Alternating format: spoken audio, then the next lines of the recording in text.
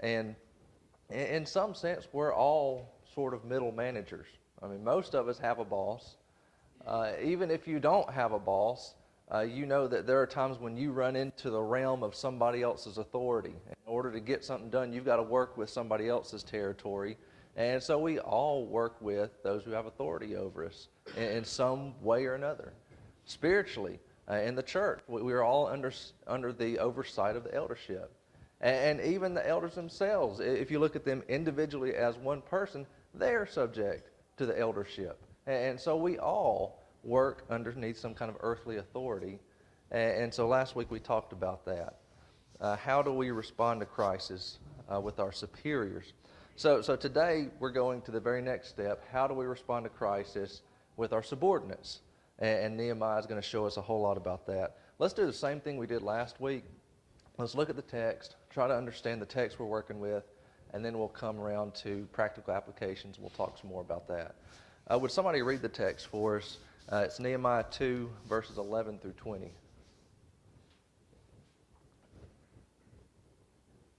So I came to Jerusalem and was there 3 days. Then I arose in the night. I had a few men with me. I told no one what my God put in my heart to do it at Jerusalem. Nor was there any animal with me except the one which I rode. And I went out by night through the valley gate to the serpent well and the refuse gate, and viewed the walls of Jerusalem, which were broken down, and its gates, which were burned with fire. Then I went on to the fountain gate and to the king's pool, but there was no room there for the animal under me to pass. So I went up in the night by the valley and viewed the wall. Then I turned back and entered by the valley gate, and so returned. And the officials did not know where I had gone or what I had done. I had not yet told the Jews, the priests, the nobles, the officials, or the others who did the work. Then I said to them, you see the distress that we are in, how Jerusalem lies waste, and the gates are burned with fire. Come and let us build the wall in Jerusalem, that we may no longer be a reproach. And I told them of the hand of my God, which had been good upon me, and also the king's words, which he had spoken to me. So they said, let us rise up and build. Then they set their hands to this good work. But when Sanballat the Honorite, Tobiah the Ammonite official, and Geshem the Arab heard of it, they laughed at us and despised us, and said, what is this thing that you are doing? Will you rebel against the king? So I answered them and said to them, the God of heaven himself will prosper us. Therefore we, his servants, will arise and build. But you have no heritage or right or memorial in Jerusalem. Okay, thank you. So Nehemiah's here a very short period of time, about 3 days. Remember that the situation is very, very sensitive. We saw the antagonists last week. They're mentioned again here. We know that they're going to be a problem. Nehemiah knows that they're going to be a problem. He's aware of the history that Ezra tried to rebuild this wall, and the governors of the area shut it down back then too. So he knows this. He's going to have a conflict, but he's going to hold that off as long as possible. So he's looking at the wall in the middle of the night, and then he finally approaches the people. And of course, now we do see the conflict very, very quickly. I have just a handful of slides. All the material about Nehemiah's survey, I went from this gate to that gate. I just find it easier if I can see it. And so as soon as it finds my source there, we'll take a look at that. I think it's next up. Not that one. There we go, HDMI. All right. This is the city of Jerusalem in Nehemiah's day. If you look at the pink, that's the city in his day. If you look at the green outline there, that's the walls of modern Jerusalem. If you go there today, that's what they call Old Jerusalem or the Old City. One of the neat notes about this is the site that they will tell you is most likely for the crucifixion, for the burial of Jesus Christ, is the Church of the Holy Sepulchre. They've built this big church on top of those two sites that they believe are there. But one of the immediate objections that comes to your mind is this is inside the city gate. The crucifixion, we're told in Scripture, it happened outside the city walls. But if you look at here, the Church of the Holy Sepulchre sits about right here. And so, yes, it's within the modern gates, but in Nehemiah's day, it would have been outside the gates. If you fast forward to Jesus' day, I don't have that map up here, but the wall kind of extends a little further on out and covers a little bit more territory, but that side is still without the gates. And so you have to kind of work in your mind to see what it would look like back then, but that's just, it really was, probably was the site, but we really do not know exactly. But here's the track of Nehemiah. If you want to kind of look, follow along in the Scripture. If you can see my pointer right here, we'll follow it along with the Scripture. It says he went out the valley gate, and so here is the valley of Hinnom, which he's coming out there. And it says that he followed that along to the dung gate. So Nehemiah is coming along here, and we have the dung gate here. You can't see it very well on this map, but it says he comes to the fountain gate. The fountain gate's right here at the southernmost tip of Jerusalem. And then he comes up, and it says to the King's Pool. There's some kind of debate over what the King's Pool was. Here we have the Pool of Siloam, and it's thought that this is probably the King's Pool. And the reason why is there's a spring right here called the Gihon Spring, and Hezekiah built a tunnel that went from that spring to feed the Pool of Siloam so they could have water in wartime. And so that was the King's Tunnel. It's thought that this is the King's Pool for that reason. But we're told here that Nehemiah has to get off of his animal at that point. And presumably this is because there's just rubble where the walls have been destroyed. This is also kind of a hilly area here where this mountain falls off into this valley and then into that valley. And so he gets off, and then it says he follows along through the valley. And the word here used for valley is only ever used to refer to the Kidron Valley going right here. Oops, I need to go back. So Nehemiah gets off, and then he continues on through the valley. He's inspecting the eastern gates. Over here, this is the Mount of Olives, and it comes from the Judean wilderness up to the city. Okay, this is a picture of the modern city right here, and you can kind of see the point that we've been looking at. Here's the Hinnom Valley right here. I know it's hard to see that mouse as it goes into the city there, but here's the Hinnom Valley. Here, coming down this side, is the Kidron Valley, and you can see kind of the V that it makes right here, this point. I'm not very good at archaeology, but it seems to me that's the same point that we're seeing right here. This is the modern gate, but there's a point coming out from it. Here's the modern gate right here, and here's the point coming out from it. Some of the things that you see right here, again, here is the Mount of Olives. Way down here is kind of tiny. That's actually a huge church. It's called the Church of Nations. It has the Garden of Gethsemane in a courtyard right adjacent to it. So here is where Jesus would have come down the Mount of Olives. He would have prayed here in the Garden of Gethsemane.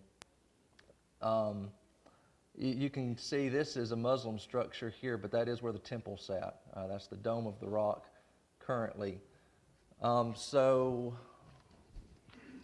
you're looking up at Jerusalem from the south as you're looking at this picture here. I didn't have a good picture. This is the Hinnom Valley, which we're looking right here. And this is where Nehemiah has kind of come out of the city, so it's kind of a bad picture, but he's walking along this hillside right here. That's Jerusalem off to the left of that screenshot there. So Nehemiah is making this survey, taking the track that we just pointed out there, and so far nobody really knows what he's doing. He's kind of come into the city. He's got a contingent of the king's men. I can't imagine people seeing him come with a contingent of the king's men and not be thinking something's up, but he's trying to keep it low-key. He's come into the city here, and he's got the information he needs now. So he charges the people with the project, just kind of skimming back through the verses here, verse 17 through 18, gets the information, charges them with the project. He testifies to the blessings that God has put on this, testifies to the blessing of the king. And this wall, he reminds them, this wall is more than just physical protection. This wall is that. They need it for physical protection. But he says, we're a reproach. This is kind of a symbol of the low esteem of the nation at the time. God's people have no border, have no protection around them. It's a symbol of the low status of their religion in the eyes of the surrounding nations. Think of the way that Moses, every time that God got so mad with the children of Israel, they're wandering around, they're grumbling, and God just wanted to wipe them off the face of the earth, what would Moses remind God of? He'd say, what's everybody else going to think?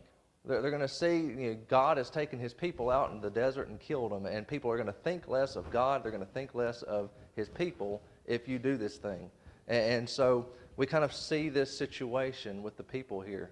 Everybody around them is thinking, well, that podunk little religion, it's powerless. What kind of God is that? And so he says, we're a reproach. And the people are aware that God has fallen out of disfavor with them, that they are in disfavor with the king around them, but he reminds them, he tells them, that has just changed. God has favored this project. The king has favored this project. It's time for change. And so the last thing we see in this text, we have our antagonists show up again, Tobias, Sanballat. We have another one named there, Geshem. That they accuse the Israelites of rebelling against the king, but remember what Nehemiah has. He has letters from the king. He has political clearance.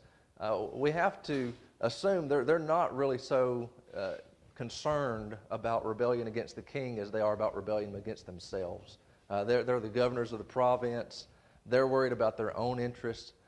Surely Nehemiah has shown them these letters, but it's interesting. Look again at what Nehemiah replies to them, because he does not reply with a political reply. The king gave us clearance. This is good for the king even. The king needs a presence here. He doesn't say any of that. He gives them a religious reply. The God of heaven himself will prosper us. Therefore, we are his servants. We, his servants, will arise and build, but you have no heritage or right or memorial in Jerusalem. Part of keeping the Jews under their thumb, they had actually intermarried with the priesthood. We talked about last week how these guys have Yahweh-centered names, or their kids have Yahweh-centered names. They had intermarried their pagan religions with Judaism religion, and they had really tried to keep the children of Israel under their thumb by doing so. And this, Nehemiah is reminding us, this is more about a spiritual cleansing than a political cleansing. So you don't have any right in Israel. You don't have any right in Jerusalem. This is God's people. This is God's city. And it just, object lesson number one that comes to my mind, I think of the church. I think of those, if we are God's people in God's city now, think of what you might call pagan religions or pagan philosophies that try to intermarry with Christianity today. And who will rise and rebuild the wall and say, you don't have a right here. You don't have a heritage here. The church is not exclusive, but the church is distinct. And you can't just bring anything and everything into the church. And so I think we would learn that well from Nehemiah here. So let's set the situation back up and let's talk about it. We've got an overwhelming task. Got a terribly overwhelming task, physically, spiritually, emotionally. This is huge. You would look at this and say, well, you just can't. It can't be done. And so we have an overwhelming task. In a history of defeat, I mean, it is hard enough to have success in an overwhelming task. But if you step into a situation where we've been losing for a century now, can you imagine as a coach coming into a football team that has just been losing for years and years and years? What plan do you have that we haven't already tried? We've been losing. We tried to rebuild it 13 years ago. What's different now? He's walking into a history of defeat, and the people that he's got to work with are just downtrodden and discouraged. So he's got to walk into this overwhelming task in this history of defeat and accomplish something great with a bunch of people who are just oppressed. So that's our situation here. But as we read through the rest of the book, he does it in 52 days. We rebuild this wall in 52 days. The temple took 15 years. And I'm sure the temple is more detailed and ornate and takes a little bit more time. But that kind of gives you a perspective of what he's able to accomplish. So with all that, what practical applications do we see here in this passage? What jumps out at you? Well, first of all, back to the two antagonists, as you say, it seems like they've been doing just pretty well what they please, And anything they do to kind of keep people under their thumb, they're doing, and whenever they go to mocking and making fun, that's just another way keeping things under their control. And also something that they don't know is that he's already set some of this stuff in motion, and the timber and stuff is already on its way. Right. They don't have a clue. He's kept everything, basically in the dark, so that whenever it happens, they wonder, okay, where did all this come from? Right. Well, and there's a lot there too. Yeah. Back at the end of our last study here in verse 9, he had already gone to the governors of the region beyond the river and given them the letter. So yes, everything was moving. But Sanballat, the Horonite, and Tobiah the Ammonite officials heard of it. They were deeply disturbed. So when we come to this confrontation later over here, and they said, "What are you doing? We rebel against the king." This wasn't a complete newsflash to them.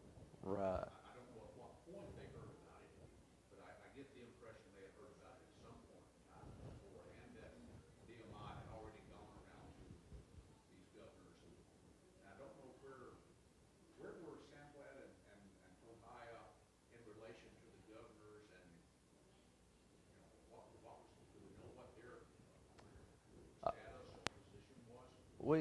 As far as what I could dig up, they are governors of that province. It makes me think of like a pilot type person.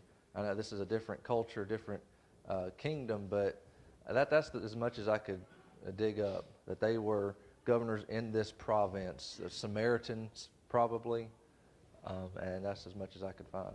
They probably were the governors or some governors. Right. And you're right. We brought out last week where with the timing of these events, the best we can figure out is that there's 5 years between Nehemiah's conversation with the king and the scripture we're reading right now. They've had time to know and to have their audience with the king if they want to go and object. This is not a news flash. I think you could probably draw a lesson between how Satan tries to stop our efforts today. He'll try. He'll try to even bring it, you're rebelling against the king. Well, that's an outright lie. I've got a letter from the king. But whatever he can do. And the point you brought out about, all this stuff is set in motion and they don't even know about it. I think sometimes we try to put the knowledge of God onto the knowledge of Satan. God knows everything. Spiritual beings know everything. Well, Satan knows everything. Satan doesn't always know everything. We can surprise Satan. He's not omniscient as God is. Another thing, we haven't got to it yet, but whenever we get into the next chapter, you notice that individual groups take care of this gate, individual groups take care of this part of the wall, and it's not like he's standing there and he's controlling everything and they're building all at once. You got Yes. different groups that's taking care of a particular part, and then when it's all done, it's all finished. Right. Oh, that's great. I mean, that's directly into Paul's analogy of the body, isn't it? One thing does this and one thing does that, but the whole, under the headship of the leader, comes together. I don't think, though, that would have been possible had we not had these 3 days here that Nehemiah takes. Because if you think about it, 52 days to rebuild this wall. Nehemiah goes out and he's surveying the wall. He's looking it over. He's getting his plan. It wasn't just that he shows up and they just all come together and do their different parts just magically. I think we can infer as he's looking at that wall, he's saying, well, this needs to be done, and this needs to be done, and this needs to be done. I need to get this group over this and this group over this. When he says, let's rebuild, I think we can also imply that he already has a game plan ready for them. And as you said, you get in the next chapter and we see that game plan. Do you have something? I saw. That he did go out and do a survey of what needed so that he could organize, and he took a few men with him. I assume that these were randomly just, hey, you, come on, we got to go over here. There were some people that either had some influence or some talents, or for some reason he chose those folks. That when he came back and then pulled people together, he had, I would imagine, some influential people, either because of their position or their talents, who could sway the larger group. Yes. That's some assumptions. And if we're talking about different work groups, maybe he even has like heads of saying, you're going to head this work group, or you're going to head. Yeah, exactly. He doesn't broadcast. You would think, I'm the savior of Israel. I'm coming in with this contingent of the Persian monarch's men here. There would have been maybe a personal motivation to come in with a lot of fanfare, but he keeps this low key. He makes strategic contacts. He makes just a handful. He says, I took a handful of men out. Not very many, but whatever he needs. He's a planner. He's a really good planner. Proverbs 17:27, he who has knowledge spares his words, and a man of understanding is of calm spirit. Wisdom is marked. Have you ever known really high-level achievers or high-level leaders that almost intimidate you with the amount of silence that they allow into a conversation? You'll say something, and I'll almost just get nervous. They don't say anything back. He's looking at me. What's he doing? I had a boss at Allegasco just like this, and I have a tendency to ramble in a situation, and he just lets you ramble. And then after you're done rambling, there'd be even more silence, and it's almost uncomfortable. But you know what they're doing? They're thinking. They are listening to what you said, and they're processing it and forming a response rather than a reaction. Leaders respond. They don't react. They respond. But he's such a good planner because he gathers the information that he needs. Can you gather too much information? I think there's a balance here because, I think the nature of information is we can't have it all ever. There's no point at which you're ever going to have all the information. So what do? You heard of paralysis analysis or analysis paralysis? Or you analyze and beat the plan to death until you just don't do anything. And Nehemiah doesn't do that either. He's not hasty, but he gets on his timing. What else? Other applications that you saw?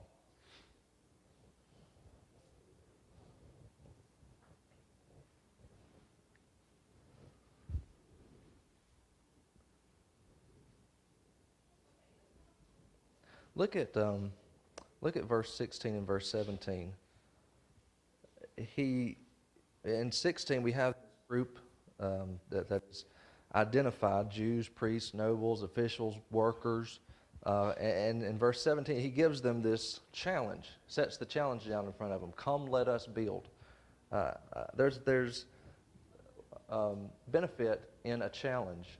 I read a story that kind of related to this. Dale Carnegie uses this. He talks about Charles Schwab, who owned a plant, and he was speaking with one of his middle managers at the plant, and that guy was just going on and on about, I fuss at him, I can't get him to do nothing, just nothing gets these guys going, I can't get anything done here.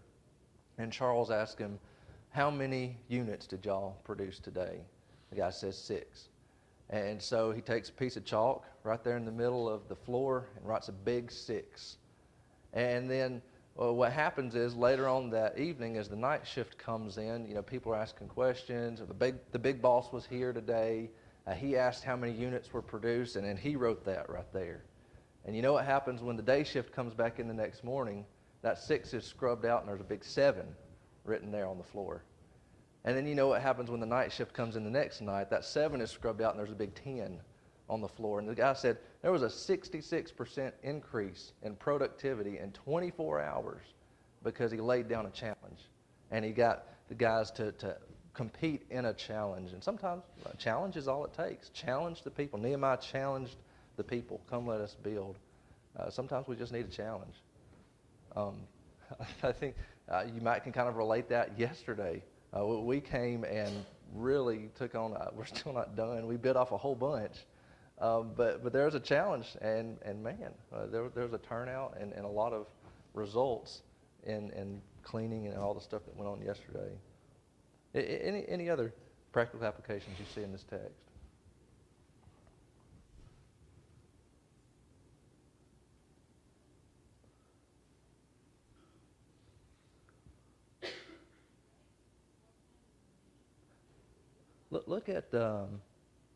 Look at all the first person personal pronouns he uses in verse 17. You see the distress we are in. Come, let us build the wall of Jerusalem, that we may no longer be a reproach. Technically speaking, was Nehemiah in distress and reproach in Shushan the palace? He was fine. I mean, he was cupbearer to the king. That's pretty close to the monarch day in, day out. I don't think he was in distress. He wasn't in reproach. But if we're looking at how does a leader interact with his subordinates, he identifies with them. He says, we, us. This is our project here. I'm coming right into the middle of it with you. And I think the most important thing about that is he identifies himself in the way that God would have identified him. People might have looked at him and said, well, that's the cupbearer. He's part of the royal court. He looked at himself and says, I'm a child of Abraham. I'm an Israelite. Where do I belong? What group do I belong in? He says, this is our project. I'm with you. It's us, we. I think that's part of getting things done and working with those that you have authority over. It's not you guys need to fix your wall here. I came from Shushan to come help you guys, but you need to get this done. It's us. We're in this together. The result of that, it wasn't that he wasn't the one who said, let us rise up and build. What they said, let us rise up and build. He got their buy-in on the task. I've forgotten whose book it is, but it starts something about setting a goal, and when it's achieved, they said we did it ourselves. I know remember the last part of it, but that's the whole concept of leadership is when you get done, people see it as they did it. It was their objective, their goal. They take possession of the task and the result. And a good leader is one who, when he's gone, things carry on as though he was still present. And it seems he's got that going here. Yes, exactly. Exactly. I think that kind of plays into, he stirs up internal motivation, not just external motivation. He didn't, I think you can kind of get both things out of his statement, that he was talking about we need to protect ourselves. That's external. We need physical protection. But when he says in verse 17 that we may no longer be a reproach, I think there's more of a higher, nobler motivation there than just we need protection here.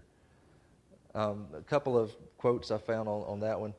Harvey Firestone, a Firestone Tire guy, founder there, he said, I've never found that pay and pay alone would either bring together or hold good men. I think it's the game itself. I think that's so true. I mean, you need pay. You need to survive. You need to support a family. But so many times we don't pick jobs or we don't align with certain teams just because of what's in it for us physically. It's what do I find fulfillment in? Winston Churchill, when he was addressing the nation at war, he said, I have nothing to offer but blood, toil, tears, and sweat. What's our aim? I can answer in one word: victory. It wasn't protection, yeah, England needed to be protected. England needed to win that war on physical. He said, we want to win. We want victory. And appealing to people's nobler instincts, I think we can really look at the church and ask some good, hard questions here. We're talking about spiritual patriotism of a kind. He's telling them, you're God's people. You're better than this. We're a reproach right now. That's not the way God's people act. And in Philippians 3, our citizenship is in heaven. We are citizens of heaven. There's some spiritual patriotism to be had here. Are we proud of the church? Are we proud of the church? Or do we feel a need sometimes to apologize for the church? Are we proud of our Christian morals? Are we proud of our convictions? Or does sometimes we feel the need to apologize? I'm sorry, I don't mean to push my values on you. Are we proud of what we know to be good? And I think we see that in Nehemiah. Hey, we don't need to be a reproach. We're God's people.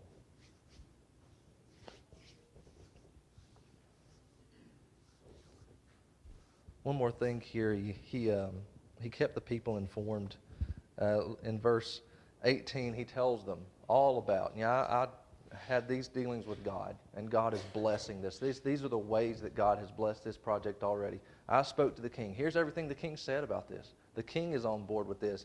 He kept all the people informed of the information they needed to have.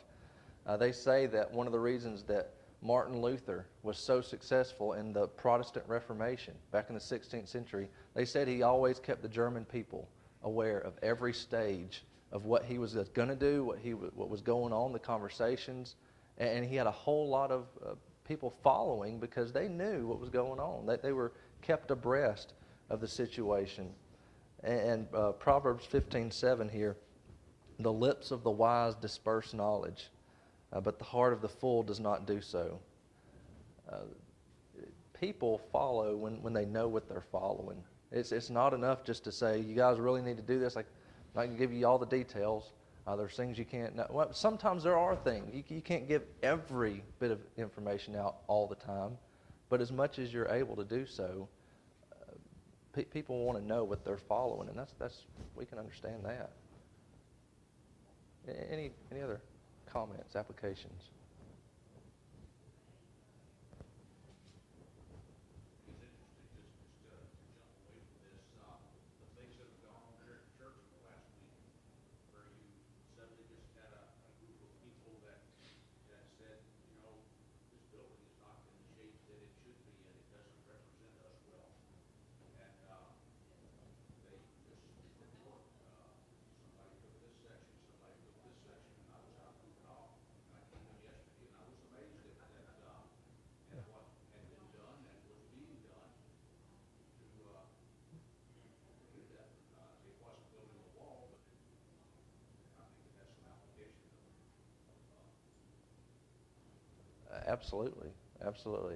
I was amazed. I've never been to a work day with that level of involvement. Our parking lot was almost full yesterday. With trailers and whatnot. And like you said, it wasn't just people standing around saying, show me what to do. Just somebody tell me.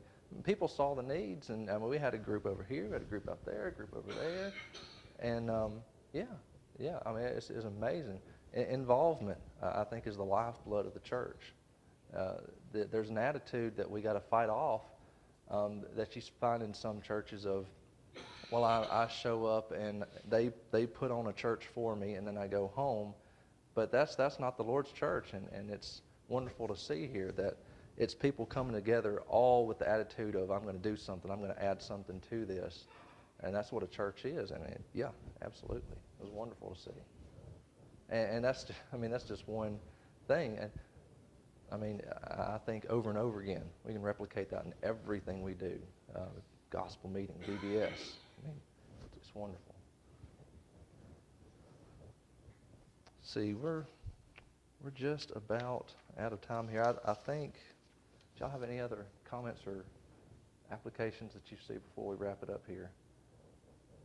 We've made it through my list of the ones I saw too. Well, I would just close with that the more that we can take this, and I think Nehemiah is just this absolutely wonderful example of how to get a thing done, how to work with God, how to work with those that you report to, how to work with those that report to you. And I think over and over and over again we see communication. Nehemiah came up with a plan and he communicated it. Came up with a plan and communicated it. Thinking and then talking. Thinking and then talking. He didn't do anything in isolation, but he didn't come to any conversation without an idea already. So there's a responsibility for me to think and then to collaborate. And we see this over and over again with Nehemiah. Well, let's wrap it up there, and we'll get into chapter 3 next week.